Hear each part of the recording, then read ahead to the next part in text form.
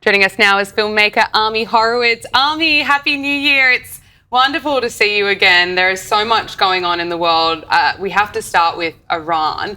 Look, the protests that we saw erupting in late December, initially over economic grievances, and then that quickly turned into a mass movement demanding regime change. Peaceful protesters that want basic human rights and free speech were just killed by the thousands during an internet blackout. Let's just take a look at what's been unfolding in recent weeks.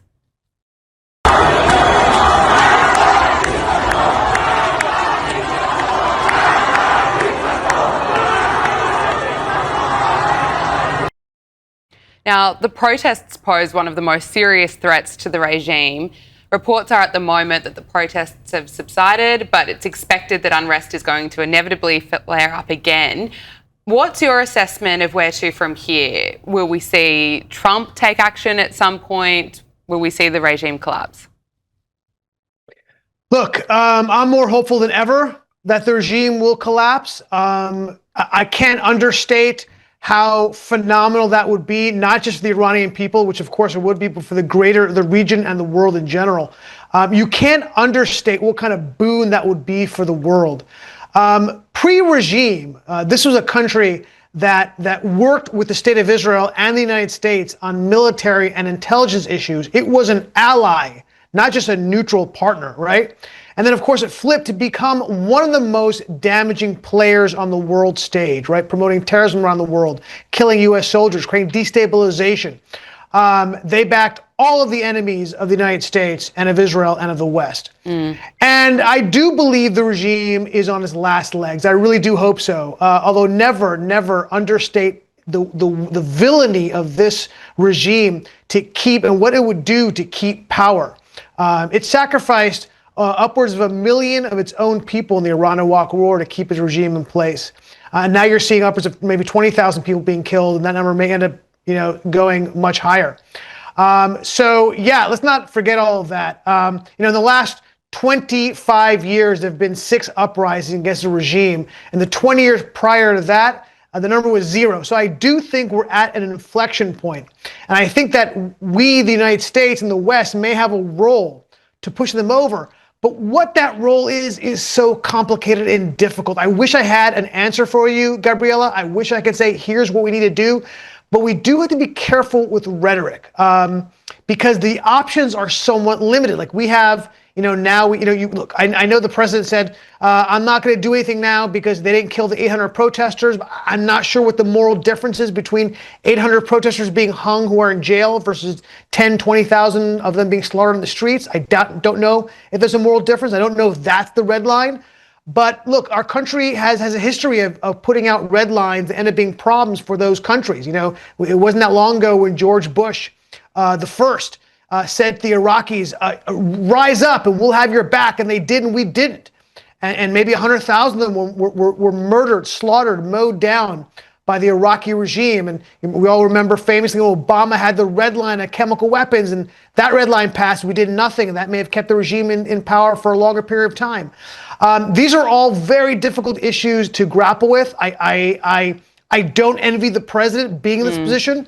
I think we need to be careful with the rhetoric. I think we need to do what we can to topple the regime. I don't have a problem with him saying regime change is on the table. I don't at all. And wanting that to happen. We don't have to shy away from that. But we don't have to, and that doesn't have to mean we have to have boots on the ground. I would not support having 100,000 U.S. troops there. I don't think that's a good idea. But yeah, it's a very tough spot. And we'll see what happens. But yeah, for sure, to have Iran flip to an ally as opposed to being one of the great adversaries of the West would be an unbelievable boon for the world. Absolutely. We'll be watching it all very closely, and we'll be speaking to you regularly, Ami. I have to talk to you about Venezuela. Venezuelan opposition leader said that Venezuela will be free and would not be here without the vision and courage of US President Donald Trump. This is, of course, after the US forces captured dictator Nicolas Maduro and his wife from Caracas, and they're now facing charges in New York. The Wall Street Journal is running a poll that suggests that US voters narrowly support Maduro's removal, but they don't want the US running Venezuela. What's your assessment of how Americans are feeling about this over there? Yeah, and by the way, I can tell you because I represent that schism. Like I also kind of feel like I'm glad that Maduro is out, but wasn't a big. Look, I'm not a big. Unlike Iran, we can't go to every single regime we don't like and throw them out, right? Otherwise, we'd be throwing out 75% of all regimes around the world, certainly in South America and Central America. Having said that, I'll tell you this: that the Venezuelan people will and are looking at Donald Trump as a hero. That there's no question about. I think they are thrilled that Maduro is gone. Look, I was in Venezuela for a couple of weeks where I shot a documentary a few years ago. And I saw firsthand what the people are going through, how difficult it is for them. Difficult actually isn't the right word. It's horrific. It is post-apocalyptic. I don't use that word lightly. That's not me being hyperbolic. It really is. The death and destruction you see across that country is unbelievable. The city looks normal. Caracas looks normal. You have skyrises and buildings and restaurants, but it is an eerie landscape. I was filming at one point when I hear pop, pop, pop. I looked around and there was a guy shot right in front of me and my crew as we're getting B-roll. And we turned the camera and started filming this. The guy's lying, dying in the street. People just walking by because it's happened so often. A cop walked up to him, took a look at him and walked away. It was crazy. I went to the barrios, the most dangerous parts of the city, to talk to people there. I was walking down the street with a guy in those barrios at night. And I was like, what are you doing out at night? He said, I'm looking for food, pigeon, cat, dog, whatever you can find. I mean, it was a horrific existence in Venezuela. And I think Trump has changed that. And I think in that way, I think he'll be looked upon as a hero by the Venezuelans.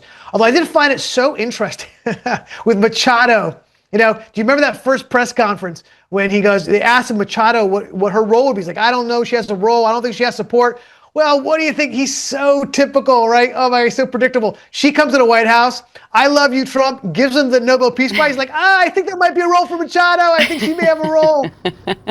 So Donald Trump, he is very unique. But as you say, look, he's certainly a hero in the eyes of many Venezuelans. So many people celebrating after what happened with Maduro. Absolutely.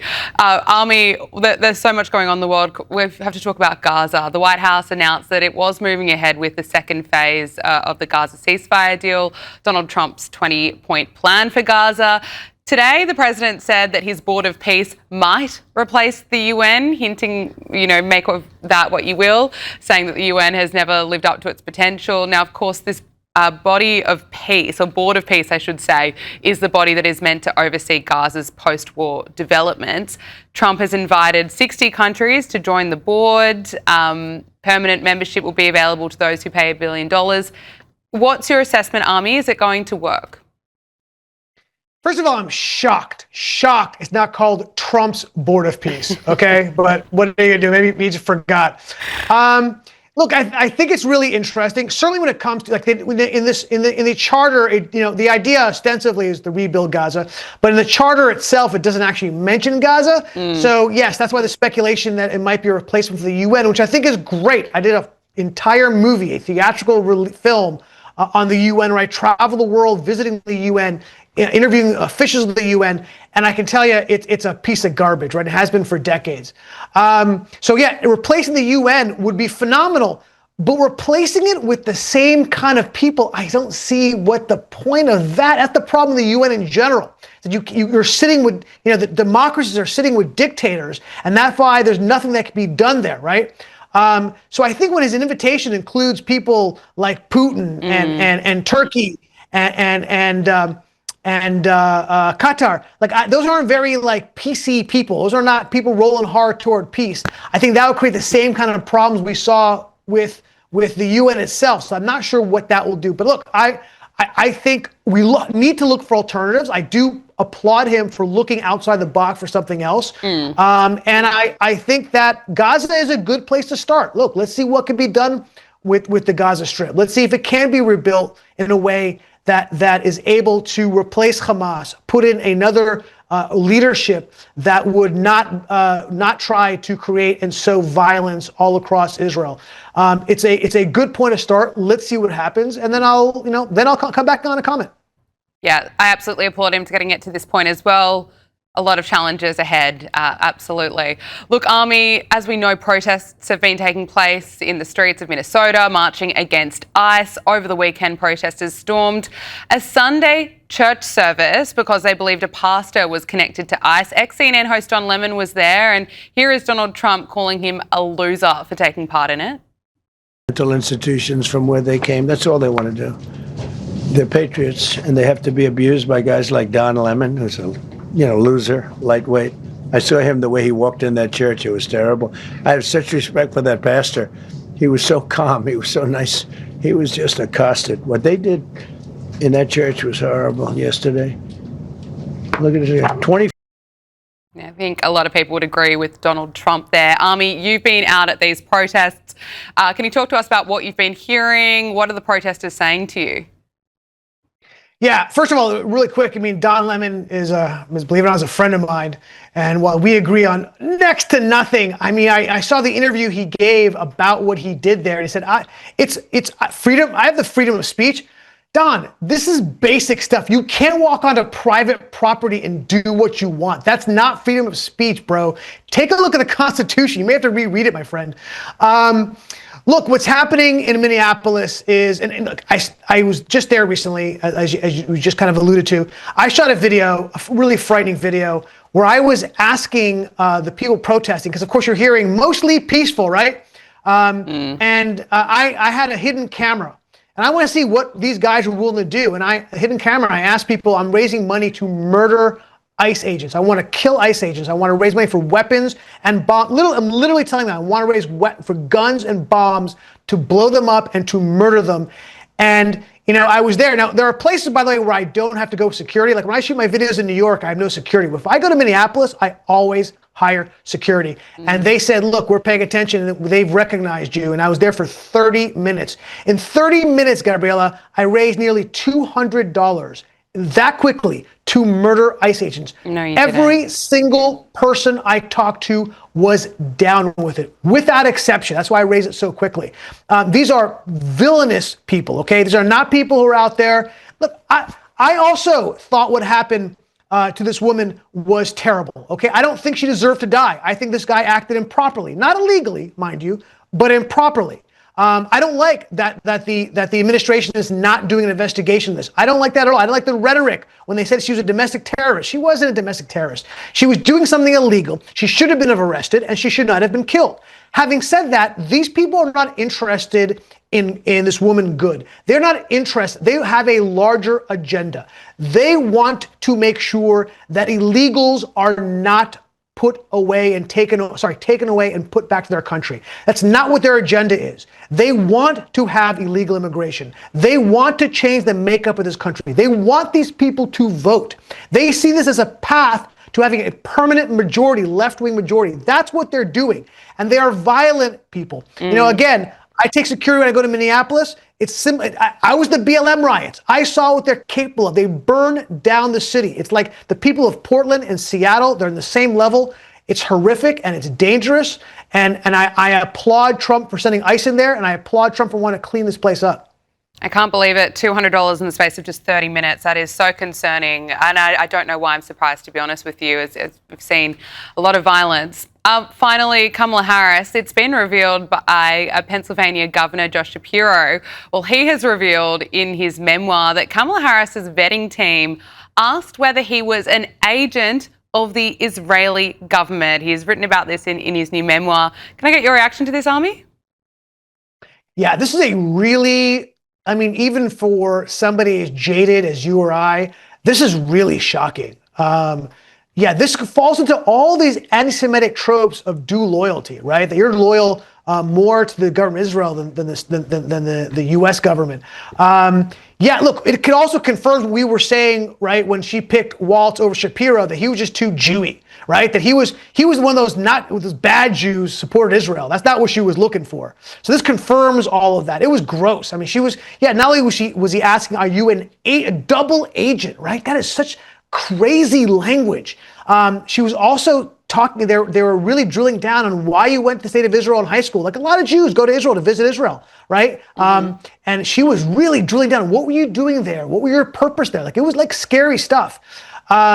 And then she also tried to get him to recant his condemnation of these uprisings on campuses, right? That he condemned. That I lauded him then, I laud him now, that he condemned those uprisings and those encampments on our college campuses. And good for him not backing off, knowing it may cost him the nomination. So yeah, but maybe the most disturbing thing, by the way, on this wasn't really covered by a lot of people, was he also admitted that he said that she was not looking for people to give her different viewpoints and then try to hash it out and come to the right one. They asked him specifically, will you support every one of her positions? And he goes, well, I will ultimately go to where she decides to go, but I see my role as a VP as giving her input on what I think. We're not looking for that. And he was shocked by that. So that was one of the crazier things we saw. One of the most disturbing little data points he had that was kind of lost in this whole anti-Semitic thing. Yeah, it says so much about her, doesn't it? And about Really the does. Democrats. Ami Horowitz, thank you so much for joining us. Great to speak to you again. Good to see you again.